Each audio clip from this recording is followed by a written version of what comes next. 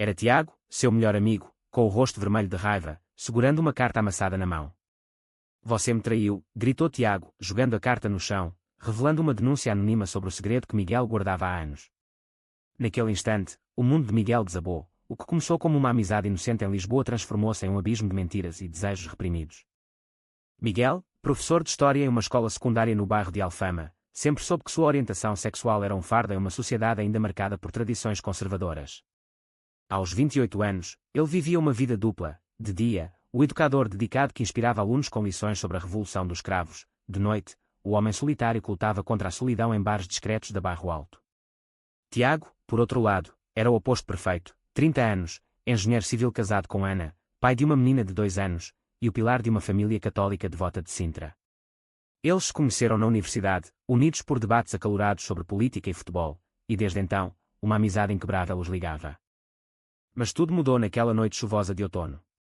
Miguel e Tiago estavam no apartamento de Miguel após um jogo do Benfica, bebendo vinho do Douro e rindo de memórias antigas.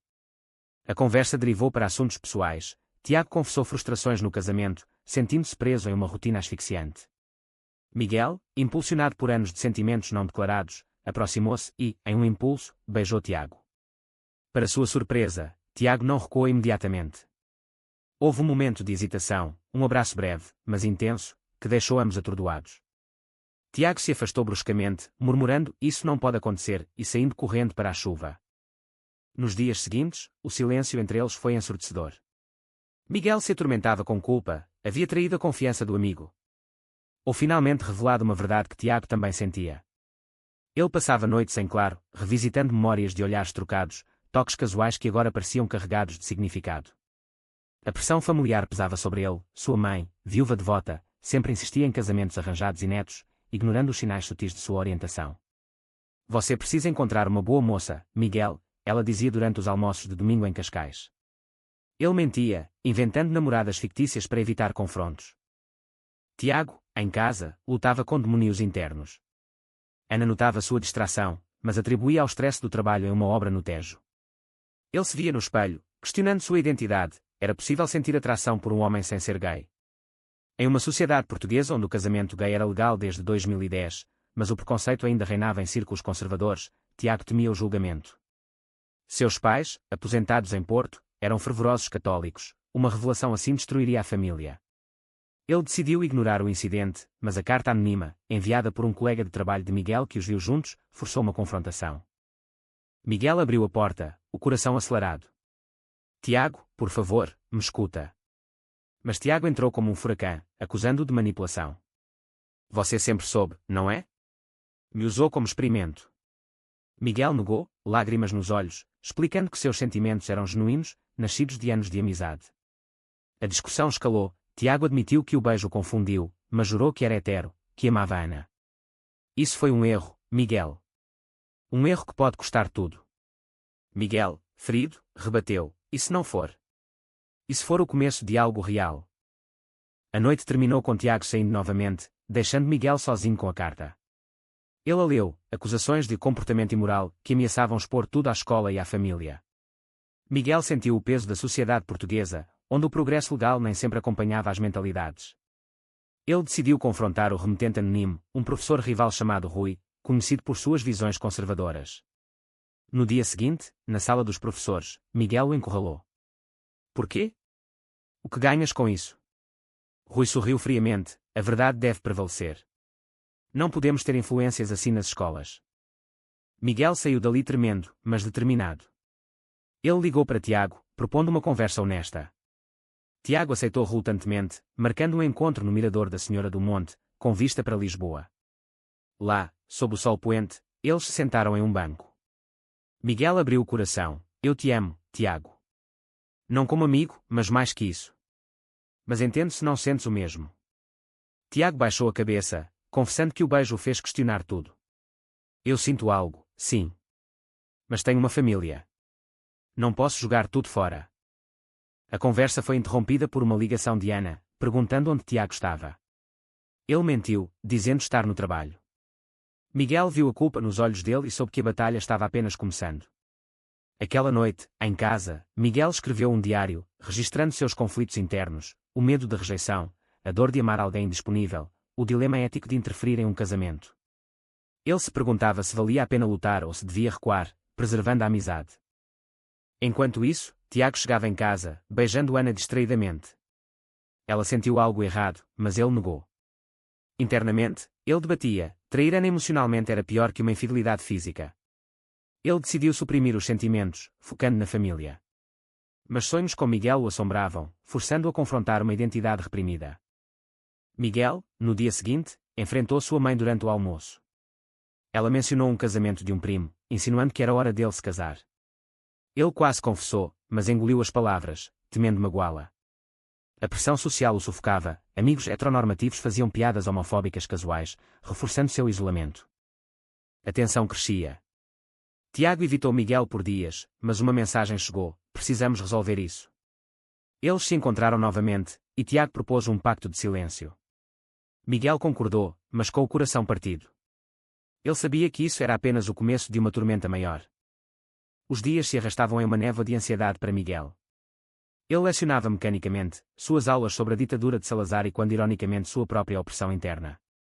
Rui, o professor rival, espalhava rumores sutis na escola, questionando a moralidade de Miguel.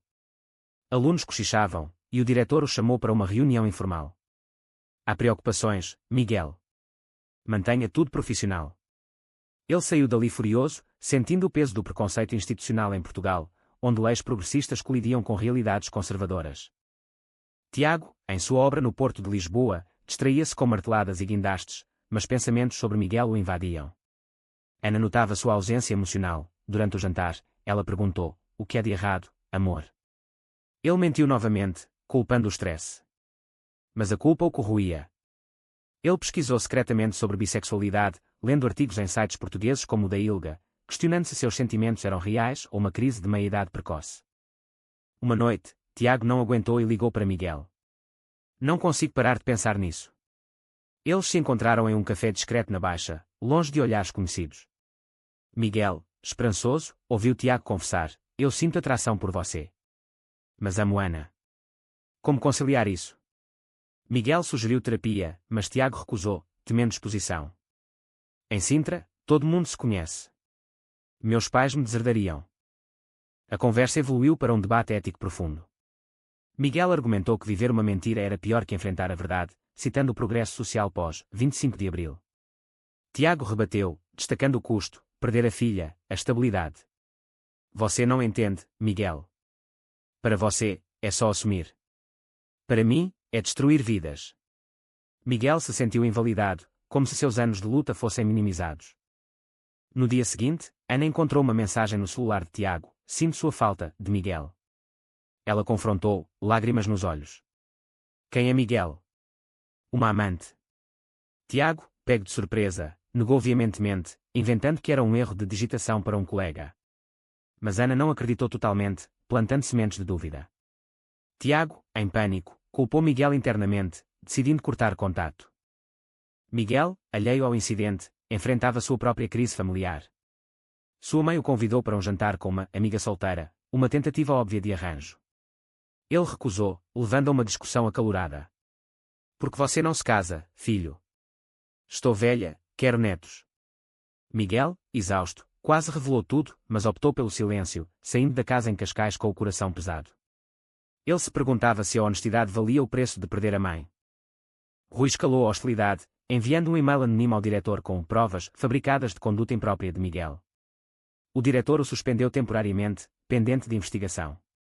Miguel, devastado, viu sua carreira em risco. Ele confrontou Rui novamente: isso é perseguição. Rui admitiu: a sociedade precisa de exemplos morais. Você não é um. Desesperado, Miguel procurou apoio em um grupo LGBT em Lisboa, a Rede Exaeco. Lá, compartilhou sua história anonimamente, ganhando perspectivas de outros que enfrentaram rejeição familiar e social. Um membro, um homem mais velho, aconselhou: a verdade liberta, mas dói. Escolha com sabedoria. Tiago, sabendo da suspensão via rumores, sentiu remorso. Ele visitou Miguel em seu apartamento. Sinto muito. Fui covarde. Eles conversaram longamente, Tiago admitindo que o beijo despertou sentimentos latentes. Talvez eu seja bi. Mas não posso agir nisso agora. Miguel, tocado, propôs amizade platônica, mas ambos sabiam que era impossível. Ana, suspeitando, seguiu Tiago uma noite e os viu juntos em um parque. Ela esperou em casa, confrontando-o ao retornar. É ele, não é? Um homem. Tiago, encurralado, confessou parcialmente, é complicado. Amo você, mas sinto algo por ele. Ana, chocada, saiu de casa com a filha, indo para a mãe a Setúbal. Tiago desabou, percebendo o preço de sua indecisão. Miguel recebeu uma ligação de Tiago, Ana sabe. Tudo acabou. Miguel, culpado, ofereceu apoio, mas Tiago culpou, você me empurrou para isso. A amizade se quebrou em acusações mútuas, deixando ambos isolados. Nos dias seguintes, Miguel lutou contra a depressão, questionando suas escolhas. Ele decidiu lutar pela carreira, contratando um advogado para contestar a suspensão. Tiago, sozinho no apartamento vazio, debateu divórcio, pesando o amor pela filha contra sua verdade interna. A tensão atingia um pico, rumores se espalhavam, ameaçando expor tudo publicamente. File 3. A investigação na escola intensificou-se. Miguel compareceu a uma audiência, defendendo-se contra as acusações de Rui. São mentiras baseadas em preconceito, argumentou, apresentando testemunhas de alunos que o elogiavam. O diretor, influenciado por pressões conservadoras de pais, hesitava. Miguel saiu dali exausto, sentindo o estigma social em Portugal, onde o catolicismo ainda moldava opiniões apesar das leis igualitárias. Tiago, em meio ao caos familiar, visitou Ana em Setúbal. Ela chorava, como você pôde. Com um homem. Ele explicou seus sentimentos confusos, pedindo perdão. Ana, ferida, exigiu tempo. Pense na nossa filha. Isso a destruiria. Tiago concordou, mas internamente debatia, sacrificar sua felicidade pela estabilidade familiar era ético. Miguel, isolado, recebeu uma visita surpresa de sua mãe. Ela ouviu rumores via uma amiga da escola. É verdade, filho? Você gosta de homens?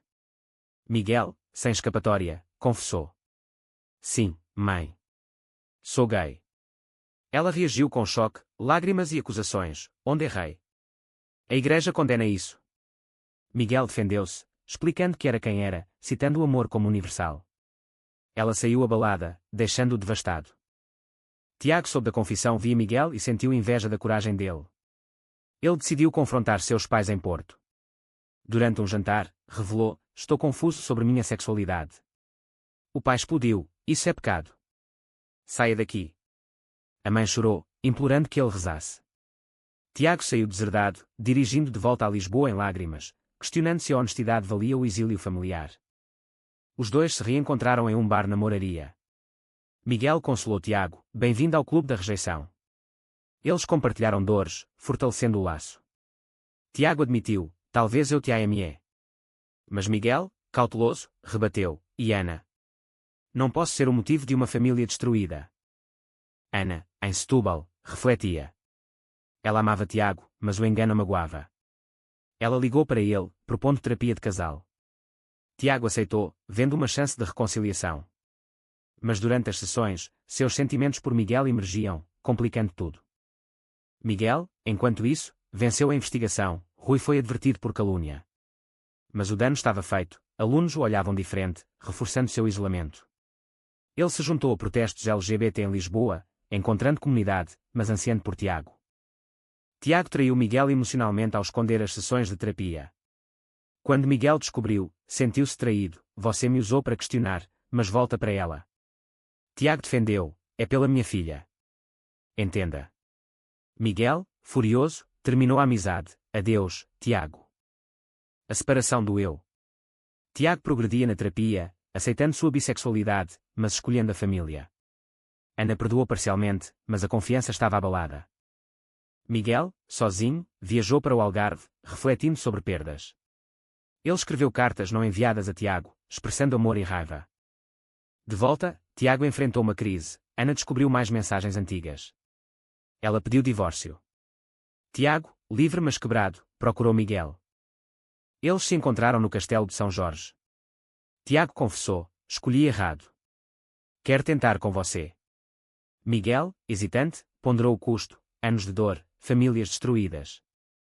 A decisão pendia, com alto preço para ambos. Miguel ponderou a proposta de Tiago no topo do castelo, com Lisboa aos pés. E sua filha? Ana. Tiago respondeu, vou lutar pela custódia compartilhada. Ana entende que não posso mais fingir. Mas Miguel via o egoísmo, você destruiu tudo por indecisão. Agora quer me arrastar. Tiago insistiu, descrevendo sua jornada interna, aceitação após terapia, leitura de livros sobre identidade que era em Portugal. Eu era covarde. Agora, estou pronto. Miguel, tentado, lembrou das próprias perdas, sua mãe ainda não falava com ele, a carreira marcada por suspeitas. Eles decidiram dar uma chance cautelosa, começando com encontros discretos. Mas a sociedade interveio. Amigos comuns os evitaram, rotulando-os como traidores. Em um jantar com ex-colegas, sussurros os seguiram. Tiago perdeu um contrato de trabalho por questões pessoais. Ana, no divórcio, usou a orientação de Tiago contra ele na corte em Lisboa. Ele é instável, argumentou. Tiago lutou, mas o juiz, influenciado por vieses, limitou sua custódia. Ele pagou o preço, ver a filha apenas fins de semana. Miguel apoiou Tiago, mas ressentia o fardo. Sua mãe, após meses, ligou, eu te amo, mas preciso de tempo. Foi um progresso pequeno, mas esperançoso. Rui, vingativo, espalhou a história online em fóruns conservadores portugueses. Miguel e Tiago enfrentaram assédio, mensagens odiosas, olhares hostis nas ruas.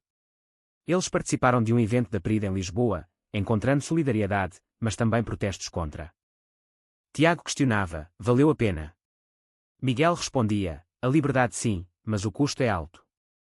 Eles debateram ética, era certo priorizar amor próprio sobre obrigações familiares. Uma traição veio de dentro, Tiago, sob pressão, flertou com uma ex-namorada em uma festa, buscando validação hetero. Miguel descobriu via uma foto no Instagram. Confrontado, Tiago admitiu, estou confuso ainda. Miguel, traído, terminou, você não mudou. Tiago, sozinho novamente, buscou redenção. Ele se reconciliou parcialmente com Ana pela filha, mas viveu como bissexual assumido. Miguel, ferido, focou na carreira, tornando-se ativista, palestrando sobre preconceito em escolas. Anos passaram, eles se reencontraram em um café. Tiago pediu perdão, eu te machuquei. Miguel perdoou, mas manteve distância, algumas feridas cicatrizam, mas deixam marcas. A história deles ecoava dilemas maiores na sociedade portuguesa, progresso versus tradição, amor versus dever. Miguel, agora com 32 anos, lecionava em uma universidade em Coimbra, longe do tumulto de Lisboa. Sua vida estabilizara, reconciliação gradual com a mãe, uma rede de amigos LGBT, e um foco em advocacy. Mas memórias de Tiago assombravam, lembretes de escolhas dolorosas. Tiago, aos 34, dividia tempo entre trabalho em engenharia e a filha, agora com 6 anos. Ana e ele mantinham uma coparentalidade amigável, mas ele vivia sozinho, explorando sua bissexualidade em relacionamentos casuais. Ele se arrependia da indecisão inicial, que custou amizades e família. Eles se encontraram por acaso em um congresso sobre direitos humanos em Lisboa. Olhares se cruzaram, conversaram. Tiago, você parece bem. Miguel, sobrevivi. Eles relembraram o beijo, as traições, as perdas. Tiago admitiu, eu te amei, mas escolhi errado. Miguel rebateu, escolhas definem nós. Pagamos o preço. A conversa revelou crescimento, Tiago agora ativista, lutando contra a homofobia em sua comunidade em Sintra. Miguel publicara um livro sobre experiências que era em Portugal, inspirando jovens. Mas o passado doía. Miguel questionava se perdoar totalmente era possível. Tiago ponderava se sua filha sofreria preconceito por causa dele. Eles se despediram com um abraço, prometendo amizade. Miguel voltou para Coimbra, refletindo sobre o caminho, da negação à aceitação, pagando com isolamento e dor. A sociedade evoluía, casamentos gays aumentavam, mas preconceitos persistiam em áreas rurais. Sua história ilustrava isso, vitórias pessoais em meio a batalhas sociais. No final, Miguel se perguntou, e convida o leitor a refletir, foi correto priorizar o amor próprio sobre as expectativas familiares e sociais?